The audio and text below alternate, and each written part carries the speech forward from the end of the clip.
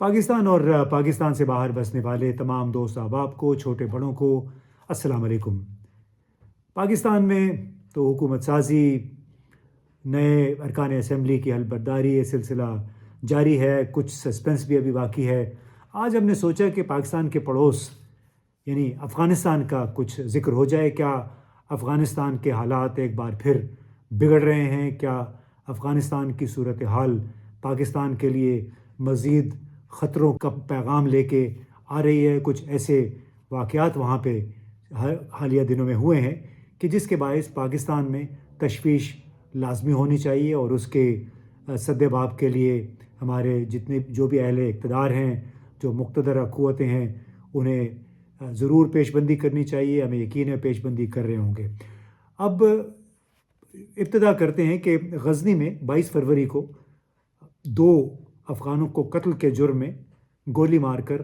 سزائے موت دی گئی۔ یعنی پہلی مرتبہ ہے موجودہ طالبان کے موجودہ دور حکومت میں کہ کسی کو اس طرح سزائے موت دی گئی ہے، جس کو ایکسیکیوشنز کہتے ہیں۔ اس کے باعث دنیا بھر میں افغانستان کا ایک بار پھر بڑا چرچا ہوا، اور یہ کہا گیا کہ کیا افغانستان واپس اس دور کی طرف جا رہا ہے جب طالبان پہلی مرتبہ یہاں پہ برسر اقتدار تھے۔ 3 دن پہلے قندھار کے گورنر آغا شیری نے ایک حکم نامہ جاری کیا، اور وہ حکم نامہ یہ تھا کہ کسی بھی سرکاری اجلاس کی، نجی یا سرکاری اجلاس کی فلمنگ ویڈیو نہیں بنائی جائے گی۔ یعنی انہوں نے عملاً فوٹوگرافی پہ، ویڈیوگرافی پہ اب پابندی لگا دی ہے۔ اس کے بعد ایک دن بعد کابل میں ایک بڑا سیمینار ہوا، اور اس میں حکومت کے افسران بھی موجود تھے، اور انہوں نے صحافیوں کو یہ مشورہ دیا کہ ویڈیو اور فوٹوگرافی اب بند کر دیں، یہ گناہ کبیرہ ہے، آپ کو یہ کام نہیں کرنا چاہیے۔ اس حوالے سے کوئی حکم نامہ تو جاری نہیں کیا گیا ہے، لیکن لگتا ہے کہ حالات اسی کی طرف جا رہے ہیں۔ یعنی جب اعلیٰ حکام یہ کہنا شروع کر دیں، بالکل ایسے ہی جیسے مجھے بھی یاد ہے ہم جب کابل قندھار جایا کرتے تھے 1996-97 سے لے کے 2001 تک، تو اس وقت بڑی سخت پابندی تھی کہ آپ کوئی فلمنگ نہیں کر سکتے تھے، آپ فوٹو نہیں بنا سکتے تھے، اس کے لیے اجازت نامہ نہیں تھا۔ ہمیں باقاعدہ لکھ کے دینا پڑتا تھا کہ ہمارے پاس کوئی کیمرہ، کسی بھی قسم کا کیمرہ یا ایسا گیجٹ نہیں ہے جس سے ہم تصویریں بنا سکیں یا فلم بندی کر سکیں۔ تو ساتھ میں جو کابل میں سیمینار ہوا، اس میں صحافیوں کو داڑھی رکھنے کا مشورہ بھی دیا گیا ہے، اور یہ کہا گیا کہ فلم بندی گناہ کبیرہ ہے، اور اس کے ساتھ ساتھ اچھا ہوگا کہ آپ داڑیاں بھی رکھیں، یہ سنت رسول ہے۔ اب ابتدائی سے یعنی 1995-96 سے جب سے طالبان تحریک کا ظہور ہوا، تو ان کا یہ کہنا تھا کہ جانداروں کی فلم بندی یا تصویر بنانا گناہ ہے، غیر اسلامی ہے، یہ کام ہمیں نہیں کرنا چاہیے۔ اب یہ بڑی تشویشناک خبریں ہیں، اور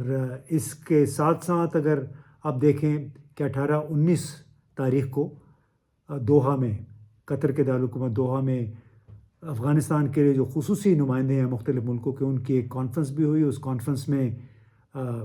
طالبان نے شرکت نہیں کی، کیونکہ انہوں نے یہ شرط رکھی تھی کہ ان کو باقاعدہ افغانستان کے سرکاری وفد کے طور پہ اس کانفرنس میں شریک کیا جائے، لیکن اقوام متحدہ کے نمائندوں نے اس موقع پہ یہ کہا کہ یہ شرائط ایسی ہیں جن پہ ابھی جو ناقابل قبول ہیں بنیادی طور پہ۔ اب اس حوالے سے 2-3 اور پہلو ہیں جس کا ذکر یہاں پہ ضروری ہے۔ ایک تو یہ کہ دوحہ کانفرنس کے دوران تمام اقوام متحدہ اور جو خصوصی نمائندے تھے افغانستان کے حوالے سے، انہوں نے اس امر کی تصدیق کی کہ بلا شبہ افغانستان کے اندر سیکیورٹی کا نظام بہت بہتر ہوا ہے، جنگ بندی ختم ہو گئی ہے، سیکیورٹی بہت بہتر ہوئی ہے، سزاؤں کا خوف ہے۔ یعنی جب آپ کو پتہ ہو کہ آپ کا ہاتھ کٹ سکتا ہے چوری کی صورت میں، آپ کی گردن کٹ سکتی ہے قتل کے مقدمے میں، اگر قتل ثابت ہو جاتا ہے، تو اس کی وجہ سے جرائم کی تعداد بہت کم ہو چکی ہے۔ اس بات کی تو گواہی تقریباً سب دیتے ہیں۔ تیسرا ایشو ہے منشیات کا، اور دوحہ کانفرنس میں اس بات پہ بھی اتفاق تھا کہ پاپی یعنی پوست کی کاشت یا منشیات کا بحیثیت مجموعی کاروبار افغانستان میں 95% تک کم ہو گیا ہے، اور اس بات کی تصدیق اقوام متحدہ کے ذیلی اداروں نے بھی کی۔ اور یہ ایک ایسی چیزیں ہیں، یعنی پوست کی کاشت کا خاتمہ یا منشیات کا خاتمہ، سیکیورٹی، جرائم میں کمی، یہ بلا شبہ طالبان کے حق میں جاتے ہیں، طالبان حکومت کے، اور اس کے لیے ان کی ستائش ہوتی رہتی ہے۔ ٹام ویسٹ جو کہ امریکہ کے خصوصی نمائندے ہیں، انہوں نے بھی اپنی تقریر میں اس بات پہ اطمینان کا اظہار کیا کہ سیکیورٹی اور منشیات کے حوالے سے حالات بہت بہتر ہوئے ہیں افغانستان میں۔ اور البتہ انہوں نے یہ بھی کہا کہ اب ہم کابل کے ساتھ یعنی افغانستان کے طالبان کے ساتھ جو اپنے روابط پہ نظر ثانی کر رہے ہیں۔ نظر ثانی کی بنیادی وجہ کیا ہے؟ بنیادی وجہ خواتین کے حقوق ہیں۔ انہوں نے بالکل دوسرے جو مندوبین تھے ان کے ہمراہ اس بات پہ زور دیا، بشمول اقوام متحدہ کے سیکریٹری جنرل گوتیرش کے، جنہوں نے بڑی ایک جذباتی تقریر کی اور تمام امور پہ اطمینان کا اظہار تو کیا، لیکن یہ کہا کہ جب تک افغانستان کی خواتین کو ان کے بنیادی حقوق مل نہیں جاتے، اس وقت تک افغانستان کی موجودہ حکومت کو تسلیم کرنا تقریباً ناممکن ہے۔ انہوں نے ناممکن کا نہیں کہا، لیکن انہوں نے کہا کہ اٹس ویری ڈیفیکلٹ۔ اب چاہے اس میں اقوام متحدہ ہے، امریکہ ہے، چین ہے اور دوسرے بڑے ممالک ہیں، سب کا اس بات پہ اتفاق ہے کہ خواتین کے حقوق کی بحالی کے بغیر، یعنی جو بیرونی ممالک جس انداز میں خواتین کے حقوق کو دیکھتے ہیں، ان کی بحالی کے بغیر افغانستان کی موجودہ حکومت کو تسلیم نہیں کیا جائے گا۔ اب دوحہ میں گوتریش یعنی اقوام متحدہ کے سیکریٹری جنرل نے ایک جذباتی تقریر میں یہ بھی کہا کہ میں تصور بھی نہیں کر سکتا کہ میری 3 پوتیاں ہیں اور وہ پوتیاں اسکول نہ جا سکیں، تعلیم حاصل نہ کر سکیں، اور بالکل یہی خواہش میری افغان بچیوں کے لیے بھی ہے، افغان خواتین کے لیے بھی ہے کہ ہم کس طرح دفاع کر سکتے ہیں اس حکم نامے کا کہ افغان خواتین اور بچیاں اعلیٰ تعلیم حاصل نہیں کر سکتی، اپنے کام کاج نہیں کر سکتی۔ کام کاج بلا شبہ کر رہی ہیں، مختلف شعبوں میں، چھوٹے چھوٹے بزنسز میں اپنے اپنے طریقے سے خواتین مصروف ہیں، لیکن بحیثیت مجموعی ان کے کام کاج پہ پابندی ہے۔ سرکاری ڈپارٹمنٹس میں بھی کئی جگہوں پہ ان کی نمائندگی ہے، لیکن جس انداز میں وہ پہلے کام کر رہی تھیں، جس انداز میں خواتین کو کام کاج کی، ملازمتوں کی، تعلیم حاصل کرنے کی آزادی پہلے حاصل تھی یا دوسرے ملکوں میں حاصل ہے، وہ یقیناً نہیں ہے، اور یہی ایک بہت بڑا سٹکنگ پوائنٹ ہے، بہت بڑی رکاوٹ ہے افغانستان کی موجودہ حکومت کو تسلیم کرنے میں۔ اس کے ساتھ ساتھ ایک اور بڑا مسئلہ جو خاص طور پہ پاکستان کے لیے تشویش کا باعث ہے، ایک تشویش تو یہ تھی کہ یہاں سے جتنے بھی غیر قانونی طور پہ مقیم افغان تھے ان کو واپس کرنے کی مہم شروع کی گئی تو 3 مہینے پہلے، اس کے نتیجے میں کوئی 5 سے 6 لاکھ کے قریب لوگ واپس بھی چلے گئے۔ حکومت کا یہ دعویٰ تھا کہ ان کی تعداد 10 لاکھ سے بھی زیادہ ہے۔ اب معلوم نہیں باقی جو 5-6 لاکھ لوگ ہیں، 4.5 لاکھ لوگ، وہ کہاں چلے گئے، کیونکہ دعویٰ تو یہی تھا کہ انڈاکیومنٹڈ یا غیر قانونی طور پہ مقیم افغانوں کی تعداد 10 لاکھ سے بھی کہیں زیادہ ہے۔ اس ایشو پہ